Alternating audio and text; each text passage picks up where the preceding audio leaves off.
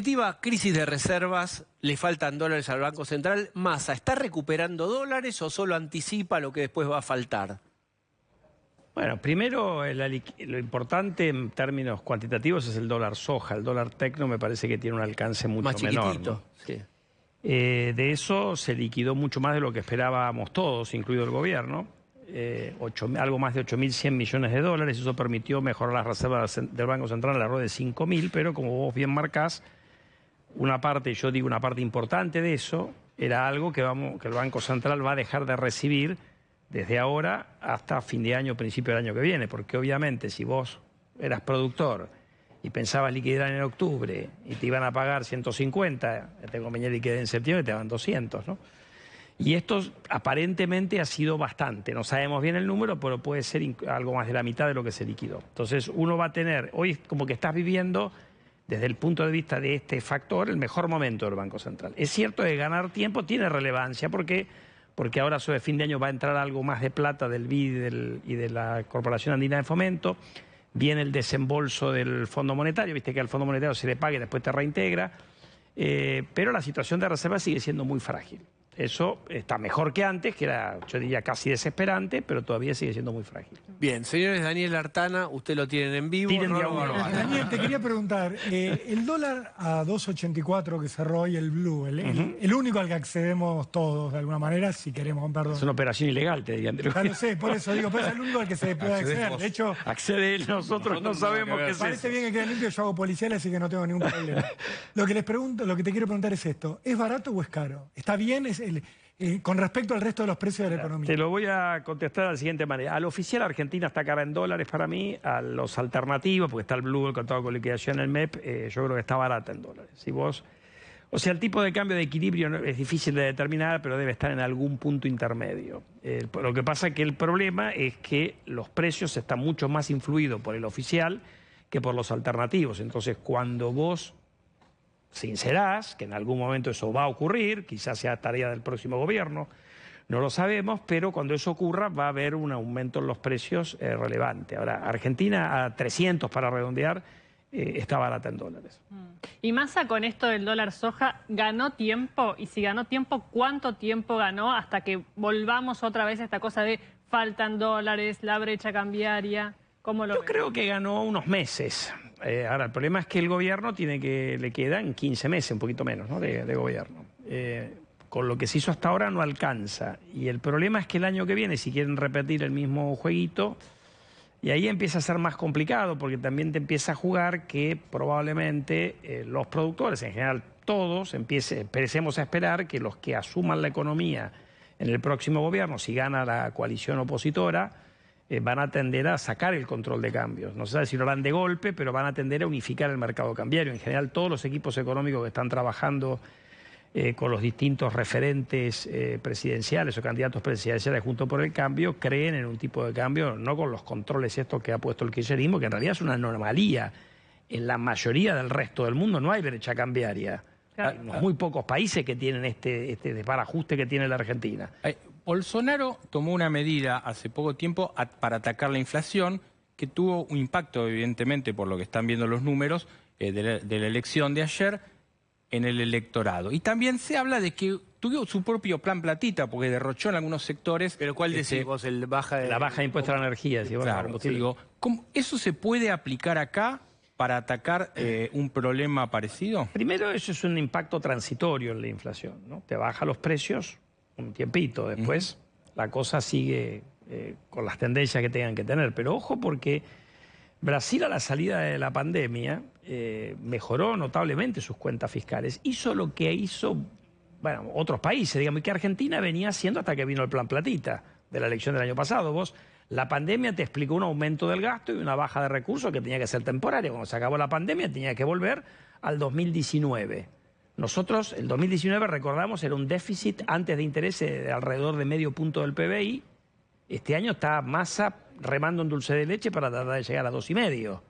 Entonces yo te pregunto, 5 veces. Sí. Mientras que Brasil tiene superávit antes del pago de intereses. Entonces, eso te da un margen para hacer lo que yo te voy a decir que está mal, pero todos los gobiernos en el mundo hacen, cuando hay elecciones, aflojan, reparten un poquito. Plan platita hay en general en todas partes, hasta en los países desarrollados. Ahora, tenés el espacio para hacer el plan platita, te lo ganaste antes. Acá derrocharon y en un país que no tiene crédito es bastante complejo. Pero se viene un año electoral donde se supone que van a seguir bueno, los planes ese es otro, yo te diría que ese es el principal problema de Massa junto con los dólares, digamos. Porque ya empezás a ver, ¿cuánto hace que está Massa? Hoy creo que cumplió 2 meses, ¿no? 57 días, creo. Ya empezaron a venir los tiroteos, ¿no? El tuit de Cristina, lo que dijo Máximo el fin de semana. O sea, pero los tiroteos en realidad son las cifras. Fuego amigo. No, pero además de eso, es la realidad. Los tiroteos vienen de la indigencia que sube. Bueno, pero la indigencia no se resuelve con voluntarismo. O sea, ¿qué vino haciendo el kirchnerismo no de ahora, en la gestión anterior también? Te pone controles y consiguieron resolver el problema de indigencia. No, el problema de la indigencia se resuelve con estabilidad, eliminando la inflación. Y si vos mirás, el kirchnerismo tuvo inflación baja en los 2 o 3 primeros años que gobernó Néstor. Después de entonces volvió a meter la inflación alta en la Argentina, que se había erradicado en la década del 90, y ahora el gobierno anterior no lo pudo resolver el problema, y ahora escalamos, o sea, compiten a ver quién hace las cosas peor en materia de inflación. ¿Hay alguna razón por la cual en el próximo año y medio vaya a bajar la inflación? ¿Está haciendo algo Massa o el gobierno para que baje la inflación? Puede bajar de 7 a 6 y bajó. No, ¿viste? pero que puede bajar de 100 a 70, a 60. A los 60 del presupuesto yo lo veo difícil. Yo creo que el gobierno o hace un plan de estabilización serio y con lo cual la inflación baja por abajo de ese 60. En mi opinión eso es muy improbable porque no le da la política para eso, no le da la convicción de lo que hay que hacer para eso. Yo creo que vamos a vivir con inflación alta, no sé si 100, pero de acá hasta que se vaya este gobierno. Habrá meses que estará un poco mejor y meses que estará tan mal como ahora. Daniel, en medio de todo esto el gobierno se propuso bajar los subsidios a la energía. ¿Crees que lo va a hacer? Ya no te digo poder hacerlo, ¿crees que lo va a hacer? Porque estás hablando de un plan para controlar la inflación, la quita de subsidio, la alza de tarifa. Lo han atrasado un mes ya. Ahora, en realidad, desde el punto de vista de bajar el déficit, lo otro que anunciaron es ajuste de caja, ¿no? Ajuste de caja que normalmente te da también un ratito. Por ejemplo, vos fíjate que, ya que tomaste energía, el gobierno, y es notorio en los números, han subido enormemente las importaciones de energía y todo lo que se importa, el subsidio es enorme. Cuando vos mirás los datos de los gastos de subsidios que paga el gobierno en los últimos 3 meses, comparado con el año anterior, han ido para abajo. Entonces, ajustado por inflación. ¿Cómo se explica eso? Porque no pagan. Entonces, ahora eso es aumentar la deuda al final con los productores de gas que algún día le vas a tener que pagar. ¿Eso va a ser una herencia que va a recibir el gobierno? Bueno, no sé, capaz que lo reciben ellos mismos, porque el problema es que los proveedores de gas no te bajan, entre comillas, la garrafa si no les pagas más. Sí, la garrafa no es el gas que entra por el licuado. No, el gas naturales.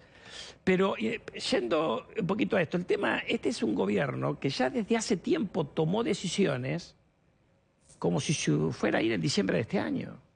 A ver, ¿cómo es eso? Y bueno, porque vos tomás decisiones que en realidad se agotan. O sea, una cosa es, a ver, tampoco está bien, pero ha ocurrido y pasó con Cristina al final de su segundo mandato, perdieron reservas, aguantaron, generaron un atraso cambiario, le dejaron un muerto enorme al gobierno que sigue.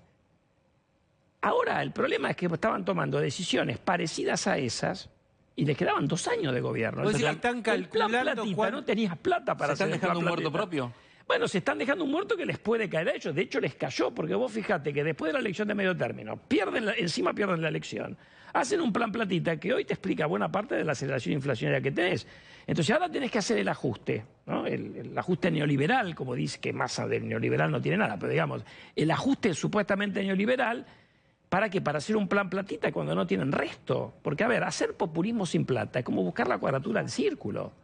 Y entonces si no hay plata no puede ser populista, ¿viste? Pero teniendo en cuenta lo que usted dice, vamos a tener una inflación alta de acá hasta diciembre del año que viene.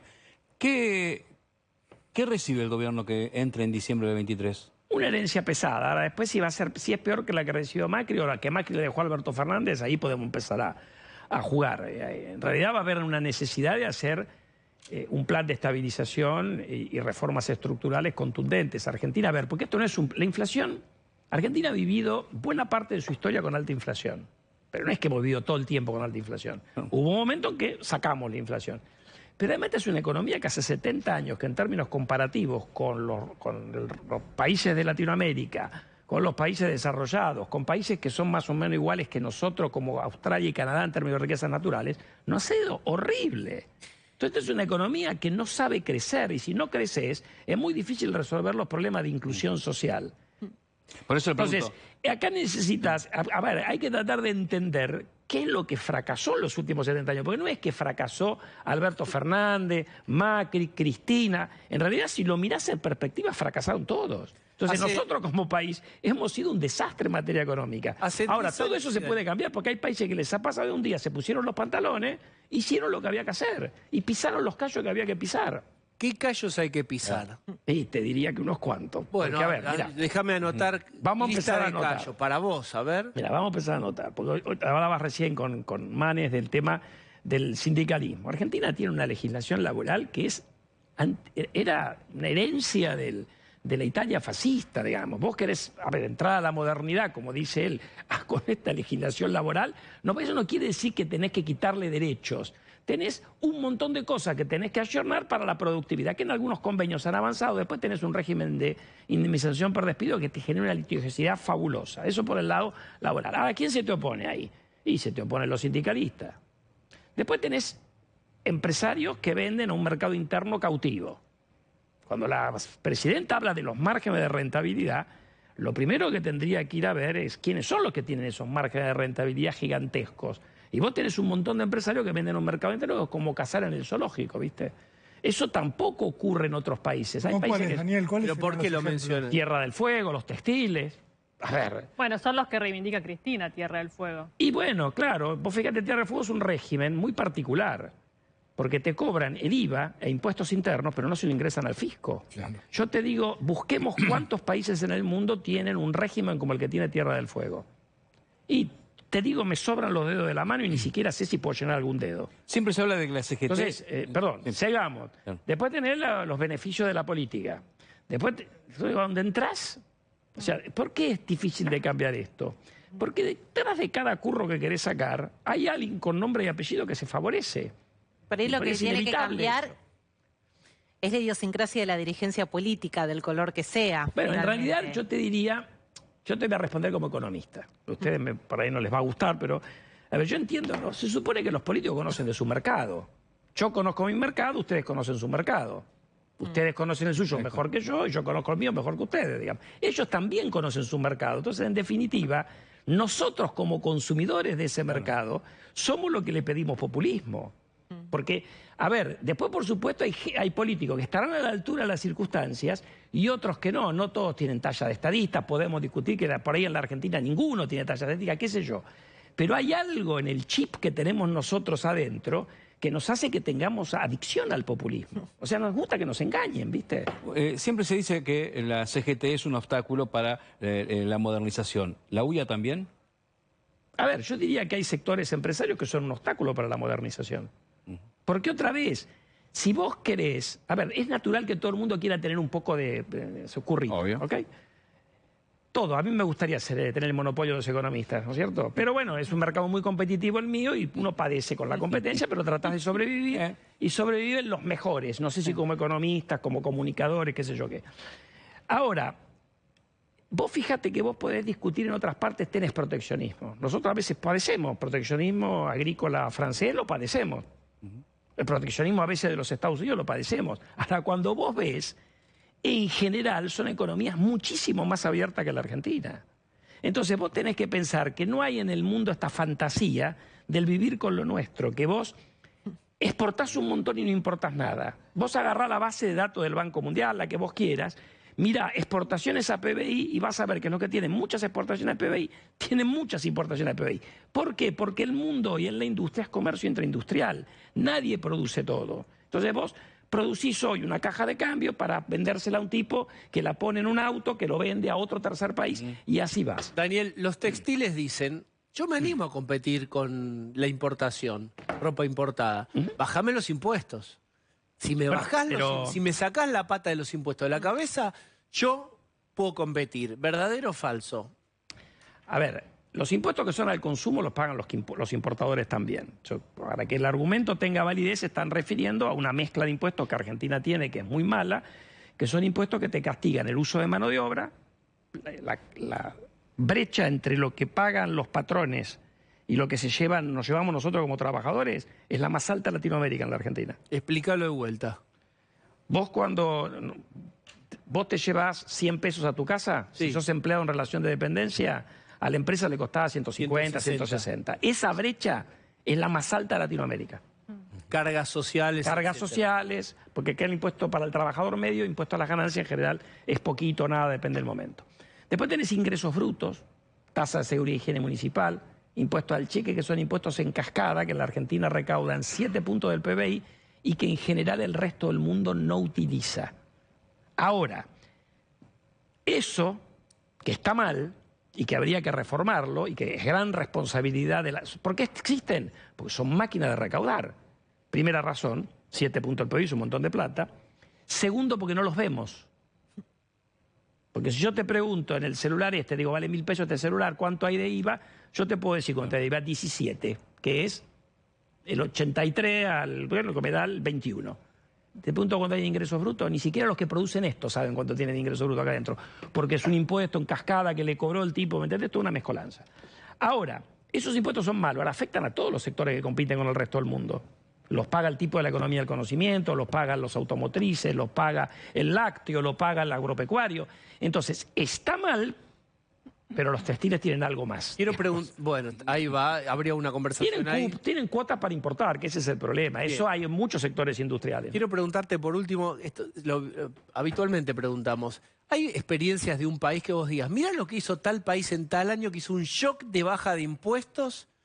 Primero sufrió, pero rápidamente por el aumento de la producción volvió a recaudar más. Porque el kirchnerismo no cree, y la gran parte del peronismo no creen que sea la fórmula bajar impuestos. Creen que se desfinancia el Estado y que es para la tribuna eso. Bueno, eso se llama, en términos técnicos, se llama la curva de Laffer. Sí. Porque había un economista, se llamaba Arthur Laffer, que le vendió a Ronald Reagan que si bajaba impuestos iba a recaudar más. Y la verdad es que no hay evidencia. La curva de Laffer, bajaron los impuestos, recaudaron menos. Eso no quiere decir que no hay que bajar los impuestos. Lo que hay que hacer es bajar el gasto para bajar los impuestos. Pero magia no hay en economía. Eso de que bajo los impuestos y mágicamente tuve tanta reactivación que me compensó lo que perdí de recaudación, no hay evidencia en Estados Unidos y no hay evidencia en Europa tampoco. Para la Argentina no hay nadie que haya hecho un estudio, así que yo te lo estoy hablando por boca de ganso, por los estudios que conozco de otros países. Bueno, pero te estoy diciendo porque hay un espacio político cuya bandera es no subimos impuestos y... Ahí te cambiaste la pregunta. Bueno, pero no subimos impuestos, pero avanza y hay que bajar. Bueno, pero muchos dicen hay que bajar impuestos. Bueno, yo creo que hay que bajar impuestos, pero eso requiere bajar todavía más el gasto de lo que lo tenés que bajar para cerrar el déficit. Por eso, a mí me parece que el que asuma en diciembre del 23... no tiene espacio para bajar impuestos en el corto plazo. Ahora, si vos bajás el gasto y tenés una gran disciplina para después en el gasto, tenés el espacio para... Ahora vos podés cambiar la mezcla impositiva. Vos podés cobrar impuestos menos malos y bajar la recaudación. Ahora, sentate con los gobernadores, porque anda a pedirle a algún gobernador que te baje ingresos brutos. Este gobierno lo que ha hecho es darle carta blanca para que lo suban. Sí. O sea, este gobierno no es que no cree en la baja de impuestos. Este gobierno cree que la única forma es subir los impuestos. Y Argentina tiene una presión tributaria para el nivel de desarrollo que tiene muy alta. Sí, no es Dinamarca, no es Francia, pero bueno, te puede comparar con Dinamarca y Francia.